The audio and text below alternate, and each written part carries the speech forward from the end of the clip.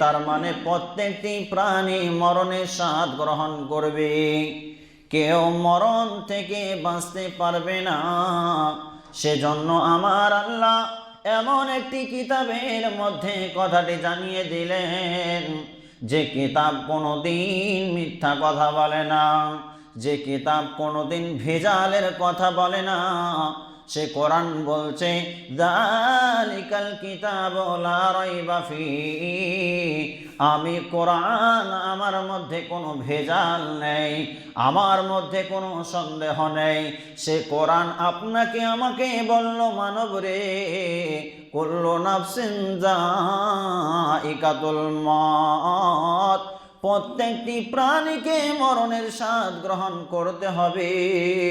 তুমি মাস্টার হও না কেন, তুমি ডাক্তার হও না কেন, তুমি প্রফেসর হও না কেন, ইঞ্জিনিয়ার হও না কেন, ব্যারিস্টার হও না কেন, কৃষক হও না কেন, চাষি হও না কেন, লেবার হও না কেন, মিস্ত্রি হও না কেন, নারী হও না কেন, পুরুষ হও না কেন, যখন মৃত্যু তোমার কাছে আসবে, পৃথিবীর কোনো শক্তি তোমাকে আর বাঁচাতে পারবে না।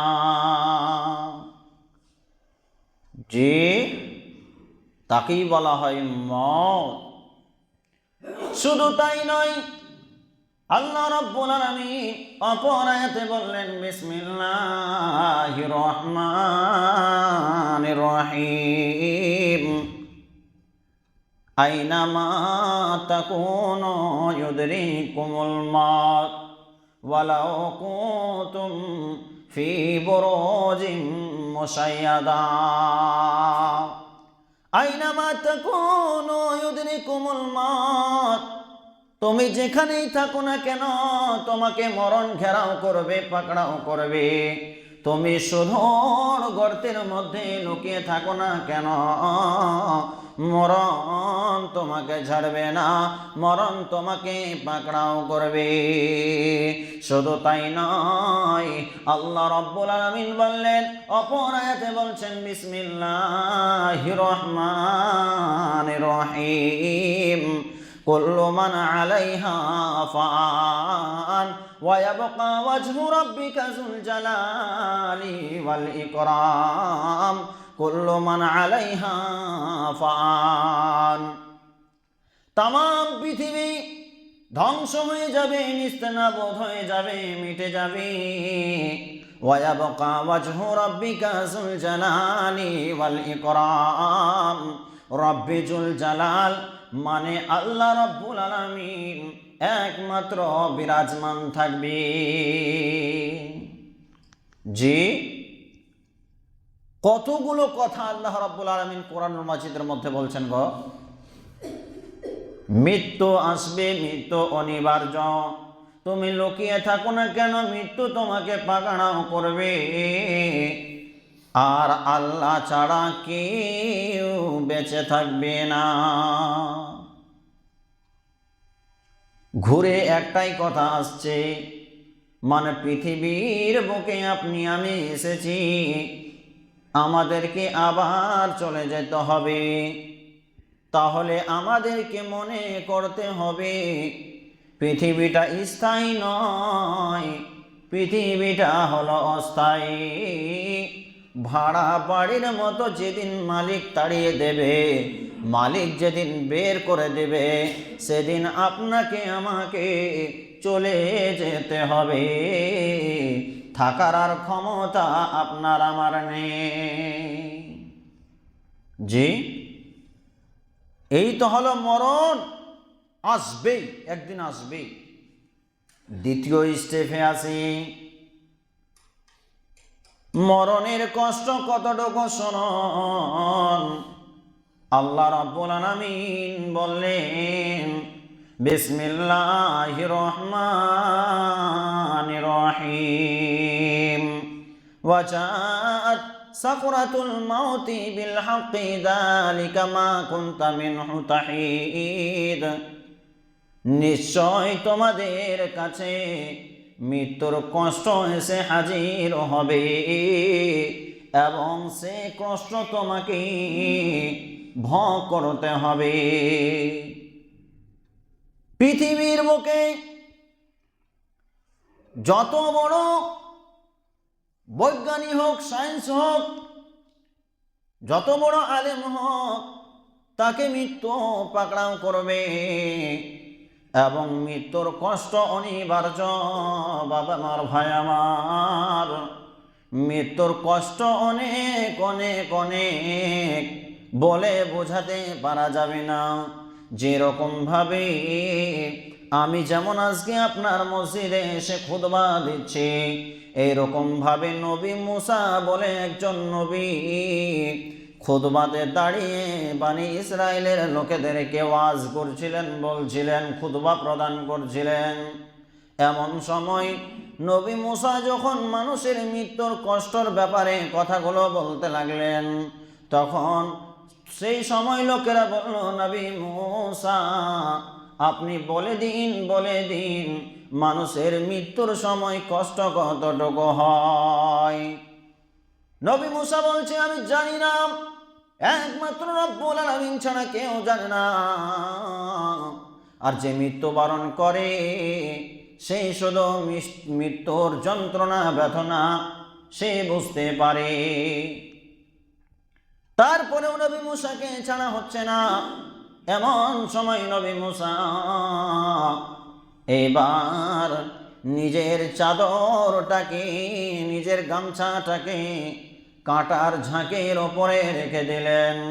রেখে দেওয়ার পর যখন সেই গামছাটা, চাদরটা যখন কাঁটার সঙ্গে চুবে গেল, ভালোভাবে লেগে গেল জব্দ হয়ে, তখন নবী মুসা পড় করে টেনে নিলেন চাদরটাকে এবং বলতে লাগলেন, ওরে মানবেরা শুনে নাও, ওরে মানুষেরা দেখে নাও, এই চাদরটা যেমন ক্ষত বিক্ষত হয়ে ছিঁড়ে গেছে রে, এর চাইতেও 1000 গুণ বেশি মানুষের মৃত্যুর সময় কষ্ট হয়। জি, প্রথম কথা শুনলাম মৃত্যু আসবেই, দ্বিতীয় কথা শুনছি মৃত্যুর কষ্ট হবে। নাম্বার 3, মৃত্যুর সময় আপনি আমি অসহায় হয়ে যাব। আপনি আমি এতটাই অসহায় হয়ে যাব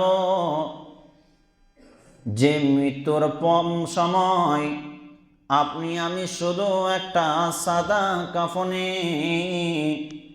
কবরের মাঝে যাব। এই সেই মৃত্যু, যেদিন আপনি মৃত্যুবরণ করবেন সেদিন আর আপনাকে কেউ রাখতে পারবে না পৃথিবীর বুকে, দুনিয়ার মাটিতে। সেদিন আপনার আমার অবস্থা হয়ে যাবে সেই যে কঠিন কবরে। সেজন্য মানুষ কতটা অসহায় হয়ে যায়, কতটা নিরুপায় হয়ে যায়। বাপ আমার, ভাই আমার, এতগুলো লোক আছে এখানে, বুকে হাত দিয়ে বলতে পারে কি যে আমার মৃত্যু হবে না? মৃত্যু অনিবার্য, অবশ্যই হবে। এবং এতটি লোক আমরা এখানে উপস্থিত আছি, কেউ কি আমরা বুকে হাত দিয়ে বলবো আমি যেন অসহায় হব না, আমি 5 লক্ষ টাকা কবরে নিয়ে যাব? জি, হবে না। এই হলো মরণ, যে আপনাকে অসহায় করে দেবে, অসহায় করে দেবে, আমাকে অসহায় করে দেবে। আচ্ছা বলেন দেখি, মরণ কি কাউকে চেনে? মরণ কি কাউকে ছাড়ে? মরণ কাউকে চিনবে না। আপনি চাষি হন, আপনি বড়লোক হন, আপনি অট্টালিকাওয়ালা হন, আপনার 20টা গাড়ি থাকুক, আপনার 50টা গাড়ি থাকুক, আপনি কি বলতে পারবেন আজরাইল রে, আমাকে তুমি 10টা গাড়ি নিয়ে নাও, আমাকে মৃত্যু দিও না? আমি কি বলতে পারবো আজরাইল, আমি তো একজন দাঈ, আমি একজন দাঈ ইলাল্লাহ, আল্লাহর পথে দাওয়াত দিয়ে বেড়াই, আমি তো একজন বক্তা, আপনার কিনা পুরো ইন্ডিয়াটা ঘুরে বেড়াই আজরাইল, কেউ আমাকে ধরে না, আজকে কেন তুমি আমাকে ধরতে এসেছো, আমাকে ছেড়ে দাও, আমার অনেক সময় আছে। সেই কথাটা বলার সময় পাবো না, কারণ অসহায় হয়ে যাব, নিরুপায় হয়ে যাব। সেদিন কেউ আর কোনো কথা আপনার আমার শুনবে না। যে আপনি আমি মৃত্যুবরণ করার সঙ্গে সঙ্গে অসহায় হয়ে গেলাম, নিরুপায় হয়ে গেলাম। আপনাকে আমাকে খাটের মধ্যে শুইয়ে দেবে, লক্ষ লক্ষ টাকা দিয়ে সেই বাড়ি বানিয়েছি, 4 হুইলার গাড়ি নিয়েছি, অট্টালিকা আছে, অনেক বড় 5 তলা ঘর আছে, টাইলস বিছানো আছে ঘরের মধ্যে। আপনার সে ঘর থেকে আমাকে আপনাকে নামিয়ে বারান্দাতে আপনাকে খাটের মধ্যে শুইয়ে দেবে। হাজার হাজার লোক আসবে, লক্ষ লক্ষ লোক আসবে, এবং আপনাকে সবাই দেখে দেখে চলে যাবে।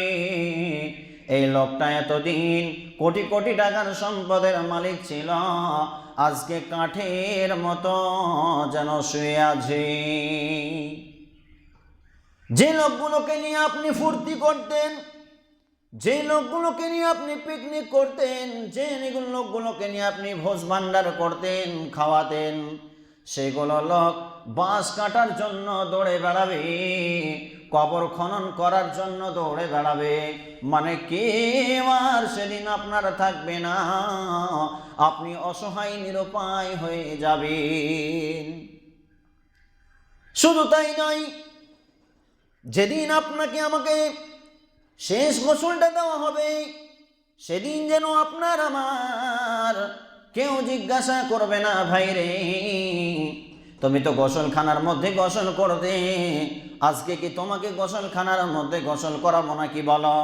কেউ জিজ্ঞাসা করবে না, ভাই গরমের দিন গরম পানি দিয়ে তুমি কি গোসল করবে বলো।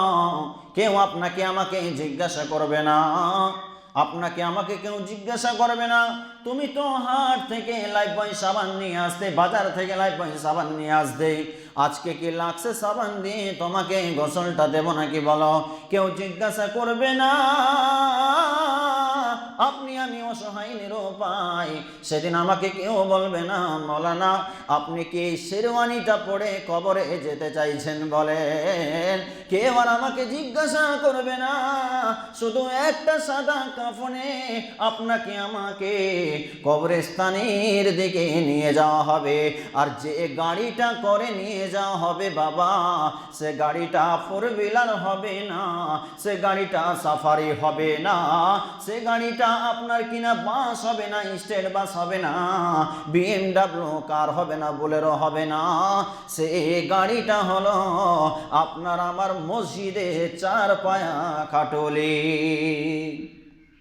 যে 4 পায়া খাটুলি আপনি আমি সবাই দেখেছি, অনেক মানুষ সে খাটে করে চলে গেছে। সেজন্য কবি কি বলছে শুনুন, মাইয়াতকে কবি কি বলছেন, উঠো উঠো ময়না রে, ওরে ময়না তোমার বিনা পয়সার পালকি রে আসিয়াছে, বিনা পয়সার পালকি ময়না তোমার আঙিনাই আসিয়াছে, তোমার দরজাহি আসিয়াছে। উঠো উঠো ময়না রে, ওরে ময়না তোমার বিনা ভাড়ার গাড়ি রে আসিয়াছে, পালকি দেখিয়া ওরে ময়না, খাটুলি দেখিয়া ওরে ময়না, আত্মীয় স্বজন তোমার কাঁদিতেছে, পাড়া প্রতিবেশী কাঁদিতেছে। উঠো উঠো ময়না রে, ওরে ময়না তোমার বিনা ভাড়ার গাড়ি রে আসিয়াছে, বরের পাতা গরম জলে, বরের পাতা গরম জলে গোসল দেবে ময়না, হলদি না লাগাইবে গায়ে, হায়রে হলদি না লাগাইবে রে। উঠো উঠো ময়না রে, ওরে ময়না তোমার বিনা পয়সার পালকি রে আসিয়াছে, পালকি দেখিয়া ওরে ময়না, খাটুলি দেখিয়া ওরে ময়না, আত্মীয় স্বজন তোমার কাঁদিতেছে, পাড়া প্রতিবেশী কাঁদিতেছে। জি, যেদিন আপনার আমার শেষ বিদায়টা হবে, সেদিন আর বোলেরো গাড়ি থাকবে না, অটো থাকবে না, টোটো থাকবে না, স্টেট বাস থাকবে না। সেদিন আপনাকে আমাকে সে চার পায়া খাটুনি করে কবরস্থানের দিকে নিয়ে যাওয়া হবে। এইবার নিয়ে যাওয়ার পর আপনাকে আমাকে সামনে শুইয়ে দিয়ে জানাজা পড়ানো হবে। জি, জীবনে কত জানাজা আপনি আমি পড়েছি, লক্ষ লক্ষ কোটি কোটি জানাজা পড়েছি, তারপরেও আমাদের হুঁশ কোথায়? কবরস্থানে গিয়ে আমরা কি করি? সেখানে কবরস্থানে গিয়ে আমরা সাংসারিক গল্পতে মেতে যাই। বিশ্ব নবী নবী মুহাম্মদুর রাসূলুল্লাহ সাল্লাল্লাহু আলাইহি ওয়াসাল্লাম বলছেন, ইদা উযিয়াল মাইয়াতু ফিল কবর, যখন একজন মাইয়াতকে কবরে রাখা হয়, আতাহু মালাকানি, দুইজন ফারিস্তা আসবেন, ফায়াকুলানি, তারা জিজ্ঞাসা করবেন, মান রাব্বুকা মা দীনুকা মান নাবিয়ুকা, তোমার দিন কি, তোমার নবীকে, তোমার রবকে। যখন জিজ্ঞাসা করবেন আপনি আমি যদি উত্তর দিয়ে দিতে পারি তো ভালো, আর যদি না দিতে পারি তাহলে যেন খুবই খারাপ। আজকে আপনার আমার কবরকে দেখে আপনি আমি ভয় করি না। বাপ আমার, ভাই আমার, শুনে নিন হাদিসটা। সেই হাদিস এমন একটা কঠিন হাদিস, আমি জান্নাতে যাব, আপনি আমি জান্নাতে যাবেন কিনা সন্দেহ আছে, কিন্তু আশারায়ে মুবাশশারা যাকে বলা হয়, 10 জন সাহাবীকে বিশ্বনবীজি জান্নাতের সার্টিফিকেট দিয়েছিলেন, তাদের মধ্যে একজন হলেন হযরতে উসমান রাদিয়াল্লাহু তাআলা আনহু। সেই উসমান যখনই কবরের পাশ দিয়ে হেঁটে যেতেন, অঝর নয়নে কান্না করতেন। মুহাদ্দিসিনগণ বলছেন, যখন তিনি কান্না করতেন তার দাড়ি যেন ভিজে যেত। শুধু দাড়ি ভিজে যেত না, জমিনের মধ্যে toss toss toss toss toss toss করে তার জলটা পড়ত। এ সময় সাহাবী বর্গগণ জিজ্ঞাসা করলেন, ওরে উসমান, তুমি বলো, তুমি জাহান্নামের কথা শুনলে কাঁদো না, তোমার চোখে জল পড়ে না? তুমি পুলসিরাতের কথা শুনলে তুমি কাঁদো না, মৌতের কথা শুনলে তুমি উসমান কাঁদো না, কিন্তু কবরের কথা শুনলে তুমি কেন কাঁদো? কেন কাঁদো? কেন কাঁদো বলো? যখন এই কথা বলা, উসমান বলছে, ওরে আমার নবীর সাহাবীরা, শুনে নাও, তোমরা জেনে নাও, আমি এই জন্য কাঁদি কারণ কবরটাই হলো প্রথম মঞ্জিল। যে আখিরাতের প্রথম মঞ্জিল হচ্ছে কবর। যদি কেউ কবরে বেঁচে যায় তাহলে আপনি আমি সবাই বেঁচে যাব তারপরের স্টেপগুলোতে। আর যদি আপনি আমি কবরে ধরা খেয়ে যাই তাহলে যেন আপনি আমি আর বাঁচতেই পারবো না। উদাহরণ দিই আপনাকে, উদাহরণ দিই, যে যদি এই যে আমি ভারতে আছি, বাংলাদেশ যাব, এই যে আমি ভারতে আছি, বাংলাদেশ যাব, তো বাংলাদেশ গেলে কবরটা হলো আমার জন্য যেরকমভাবে বর্ডার, সেরকমভাবে একটা বর্ডার আছে। সে বর্ডার যখন আপনি আমি ক্রস করব, সে বর্ডার যখন আপনি আমি ক্রস করব, তখন যেন আমি গোটা বাংলাদেশ ঘুরে বেড়াবো, আমাকে কেউ আর ধরবে না। কিন্তু বর্ডারে ধরা খেয়ে গেলে আপনি আমি ধরা পড়ে যাব। জি।